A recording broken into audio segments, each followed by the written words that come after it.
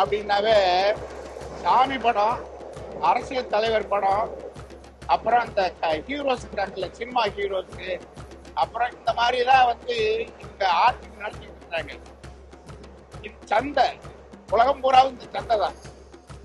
அது ஆரம்ப காலத்துல கல்லுல பிள்ளையார் செஞ்சிருப்பாங்க, மண்ணில பிள்ளையார் செஞ்சிருப்பாங்க. இப்ப பிளாஸ்டிக்ல பிள்ளையார் செய்யறாங்கல்ல, பிள்ளையாருங்கிறது தான் வியாபாரமே. இவங்க வந்து நாங்க நவீனமா பிள்ளையார பண்றோம்பாங்க. அது சந்தைக்கான ஒரு பொருள், அவ்வளவுதான். ஆனா நான் யாரு, இந்த சமூகத்துக்கு எனக்குமான என்ன உறவு அப்படிங்கிற தன்னுடைய கருத்தை வெளிப்படுத்துறது தான் ஒரு சரியான அந்த காலத்துக்கான வெளிப்பாடு. இல்லைன்னா வெறும் சந்தைக்கான அடையாளம் தான்.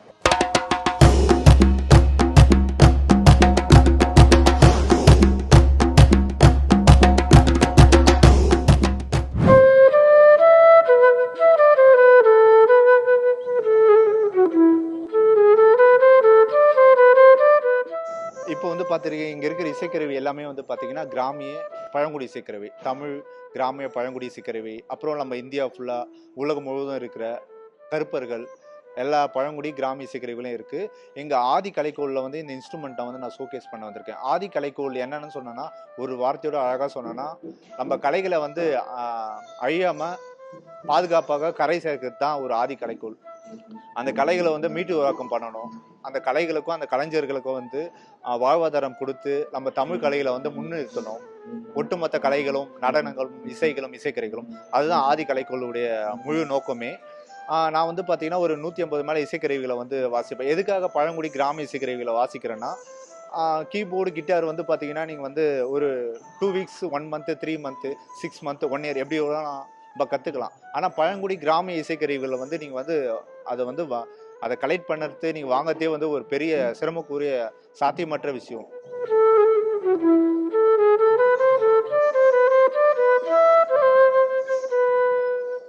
இந்த இசைக்கருவி வந்து பார்த்தீங்கன்னா மகுடி. இந்த மகுடி செய்யணும்னா வந்து இருளர் பழங்குடி இசைக்கருவி. மகுடி செய்யணும்னா சொரக்காய் தேவை. சொரக்காய் தேவைன்னா நம்ம விவசாயம் பண்ணாதான்.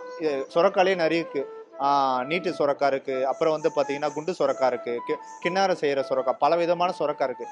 இந்த சுரக்காய் பயிரிட்டால் தான் அந்த இசைக்கருவியை வந்து செய்ய முடியும். அப்போ வேளாண்மை, அந்த இசைக்கருவியும் வாழும், அந்த இசைக்கருவி வாசிக்கிற அந்த பழங்குடிகளும் வாழ்வாங்க.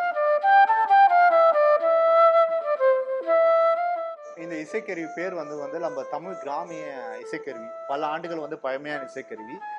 இந்த இசைக்கருவி பேர் வந்து தமிழில் வந்து நாம் முழுவன்னு சொல்லுவாங்க.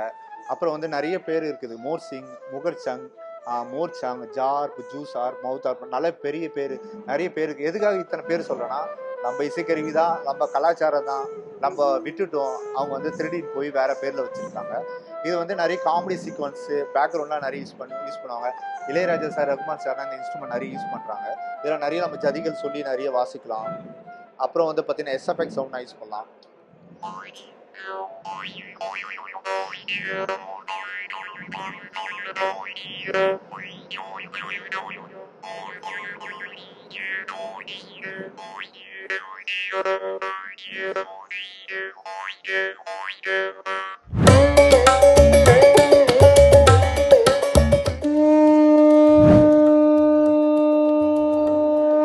நாம் பிறக்கும்போது நாம் பால் ஊட்டுவதே சங்கில் தான். தமிழ்நாட்டிலே பால் ஊட்டுவதே சங்கில் தான். அந்த சங்கு எடுக்கக்கூடிய இடம் தூத்துக்குடியாகத்தான் அமைகிறது. சங்கிலே அந்த பால் ஊட்டும் பொழுது இசைக்கூடிய சங்கினை முதற் சங்கு என்று சொல்லுகிறார்கள். திருமணம் செய்கின்ற பொழுது கட்டக்கூடிய மாங்கல்யம் என்று சொல்லக்கூடிய திருமங்கலான் பூட்டக்கூடிய நேரத்திலே இசைக்கக்கூடியது இடைச்சங்கம் என்று சொல்லுகிறார்கள். கடைச்சங்கு என்பது அனைவருக்கும் தெரியும். ஆக சங்கினையே 3 வகையாக தமிழ்நாட்டிலே தமிழர்கள் பயன்படுத்தியிருக்கிறார்கள். இதற்கே சங்கே ஒரு பெரிய எடுத்துக்காட்டாக அமைகிறது. உலகத்திலே சங்கு வேறு எங்கு கிடைக்கக்கூடிய சங்கிலும் இந்த இசை இல்லை. இந்த இசை இருக்கக்கூடிய சங்கு தமிழ்நாட்டில் மட்டும்தான் கிடைக்கிறது. அது தமிழ்நாட்டிற்கு பெரு சிறப்பு.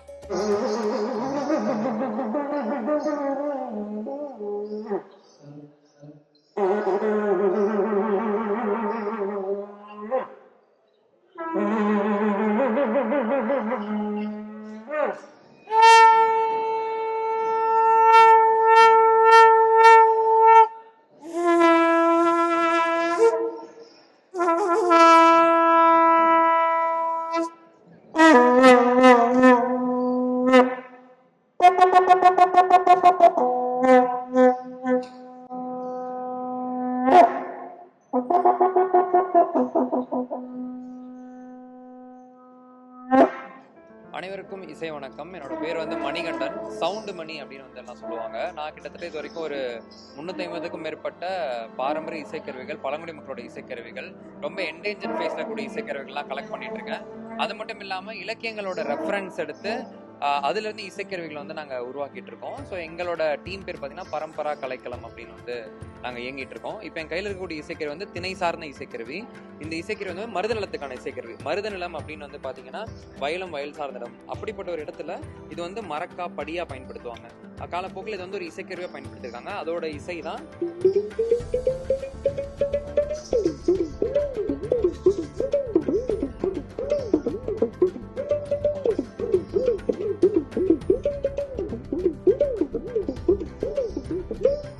அடுத்து. இதெல்லாம் வந்து பார்த்தீங்கன்னா இதெல்லாம் நாங்களே உருவாக்குனது. லைக் எப்படின்னா ஒரு சவுண்ட் எஃபெக்ட்ஸ்க்காக இப்போ படத்துலலாம் இப்போ நான்லாம் வந்து பார்த்தீங்கன்னா ஒரு 7-8 படம் வேலை செஞ்சிருக்கேன். ஸோ அதெல்லாம் வந்து இந்த சவுண்ட் எஃபெக்ட்ஸ் ஃபாலின்னு சொல்லுவாங்க. அதுக்காக உருவாக்கப்பட்ட இசைக்கருவிகள்.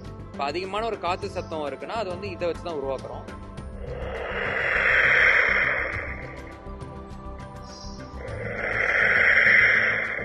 இப்போ அப்படியே நமக்கு ஒரு இடி இடிக்கிற சவுண்ட் வேணும் அப்படின்னா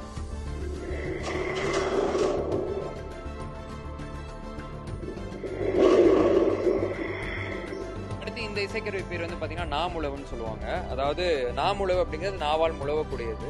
ஸோ இந்த இசைக்கருவி இப்போ இருக்கக்கூடிய காலகட்டத்தில் மோர்சிங் அப்படிங்கிற பெயரில் வந்து சொல்லுவாங்க. இது வந்து மூங்கில் நம்ம கிட்ட பாரம்பரியமாக இருந்திருக்கு. இதோட சத்தம் எப்படி இருக்குன்னா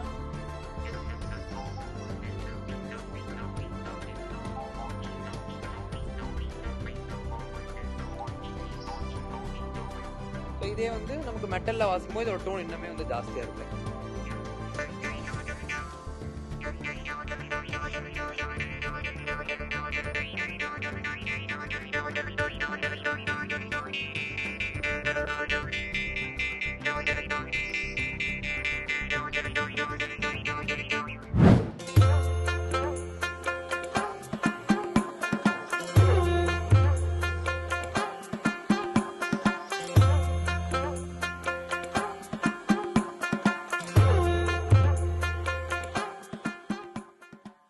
இந்த குறும்பா பெயிண்டிங் பார்த்தாக்கா நாங்கள் வந்து ஃபஸ்ட்டு பாறைகளிலும் அப்புறம் கோயில்களையும் வீட்டில் பண்ணிகிட்டு இருந்தோம். இப்போ இந்த 30-28 வருஷமாக பேப்பர்லையும் கேன்வஸில் பண்ணால் நம்ம குறும்பா பெயிண்டிங் வந்து வெளியே உலகத்துக்கு காமிக்கலாம்னு சொல்லி நாங்கள் பண்ணிட்டு வரோம்.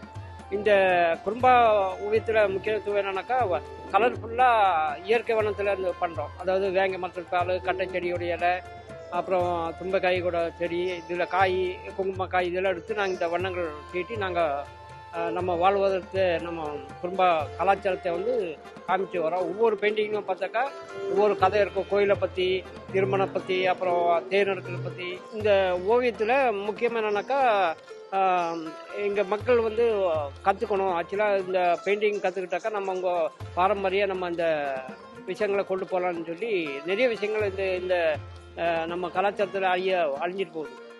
அது இல்லாமல் இந்த ஓவியங்கள் வந்து நம்ம மக்கள் பாரம்பரியம் என்னென்ன இருக்குதோ அதை ஃபுல்லாகவே காமிச்சு அவங்களுக்கு நல்ல ஒரு கதைகள் எல்லாம் சொல்லக்கூடிய ஓவியமாக இது வந்திருக்கு.